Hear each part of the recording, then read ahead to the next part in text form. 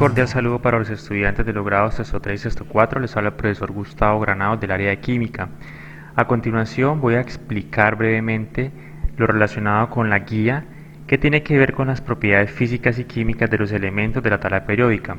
En esta guía entonces vamos a poner a prueba nuestros conocimientos, lo que hemos estudiado en este tercer periodo, desarrollando 3 puntos principales. En el primer punto de ellos se les solicita llenar un esquema en los espacios. Vas a colocar la palabra correspondiente y esa tiene que ver específicamente con la tabla periódica.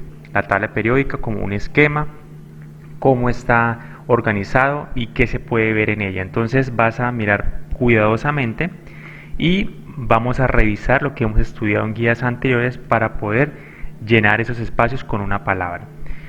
Después de que hagas este punto, te vas a encontrar con una tabla, con un cuadro, en donde se mencionan una serie de características que hemos estudiado y dos posibilidades, una que sea un metal y la otra que sea un no metal. Entonces, dependiendo de la característica, vas a marcar con una X. Por ejemplo, la característica brillante. Entonces, si brillante es característica de los metales, entonces yo voy a marcar con una X que pertenece a los metales. Si por el contrario, brillante es una característica de los no metales, entonces yo marcaré con una X donde corresponda a los no metales, y así vas a hacer con cada uno de ellos. Y por último, en el tercer punto, se te solicita entonces buscar de la tabla periódica un elemento metálico, otro no metálico y un metaloide. Entonces vas a buscar en total 3 metales. ¿Y qué vas a hacer con ellos? Entonces vas a buscar el símbolo de cada uno de esos elementos, el número atómico de cada uno de esos elementos, y vas a indicar en qué grupo y en qué periodo se encuentra cada uno de esos elementos. Es decir, vas a seleccionar 3 elementos, uno metálico, uno no metálico y un metaloide, y vas a señalar el símbolo, el número atómico de cada elemento y el grupo y periodo donde se encuentra. Recordemos que la tabla periódica es un esquema gráfico en donde se encuentran todos los elementos que hasta el momento se han descubierto, y que esos elementos están organizados en periodos, es decir, periodos son los horizontales, periodos o filas, y también están organizados en grupos, que son las columnas o filas verticales. Recordemos también que esos periodos se designan o se señalan o se identifican mediante números. El número 1, entonces periodo 1, periodo 2, periodo 3, periodo 4, 5, 6, 7. Ese sería el periodo 6 y ese sería el periodo 7. Y que los grupos también se señalan con números 1, 2, 3, 4 hasta 18. Y en algunas tablas periódicas también se señalan con números romanos. Por ejemplo, el 1A, o por ejemplo el 8B.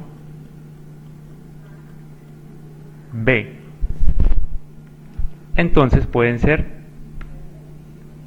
números romanos y designados con letras A y B. Es importante también recordar que la tabla periódica la podemos clasificar, como ya lo hemos estudiado, en metales, no metales y los metaloides. Los metales generalmente van a estar ubicados al lado izquierdo de la tabla. Al lado izquierdo de la tabla, los metales, toda esta zona tiene que ver con los metales, exceptuando claramente el hidrógeno. El hidrógeno es un no metal y los no metales están principalmente ubicados al lado derecho de la tabla periódica. Y señalamos también unos elementos especiales que comparten las características de los metales y de los no metales, que son los metaloides, que es esta pequeña franja o esta escalerita que podríamos decirlo es la división entre los metales y los no metales, que corresponde específicamente a 7 elementos, que son el boro, el silicio, germanio, arsénico, antimonio, telurio y polonio.